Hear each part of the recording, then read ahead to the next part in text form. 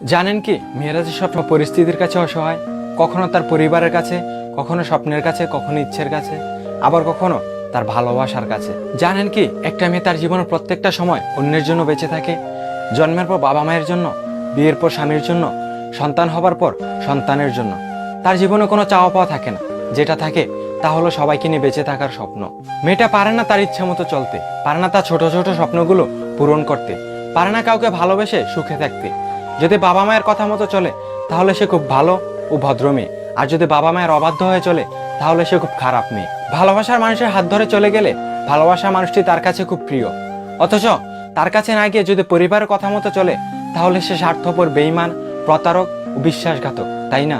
সবার কাছেই মেয়েরা অসহায়। আমার প্রশ্ন হলো, তারা এখন কোথায় যাবে? মেয়েরা জীবনে সবকিছুই ত্যাগ করে, তবুও কিছু মানুষ বলে মেয়েদের মন বোঝা অসম্ভব। আমি বলি, তোমরা তোমাদের মাকে ভালোবাসো, বুঝতে শিখো, জানার চেষ্টা করো ওই মানুষটা কি কি ত্যাগ করেছে তোমার জন্য। তাহলে একটা মেয়ের মন খুব সহজেই বুঝতে পারবে।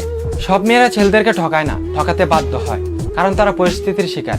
মেয়েদেরকে অসম্মান করবেন না, কেননা আপনি একটা মেয়ের পিতা অথবা ভাই অথবা স্বামী। মেয়েদেরকে একটু সম্মান করবেন, তাহলেই বুঝতে পারবেন একটা মেয়ে কি চায়। ছেলেদেরকে কষ্ট দিতে নয়, বরং তাদেরকে নিয়ে সুখে থাকতে চায়। তাই মেয়েদেরকেও সম্মান দিতে শিখুন, কারণ বেলা শেষে ঘরে ফিরলে তারাই বোন, তারাই স্ত্রী, আবার তারাই মায়ের জাত।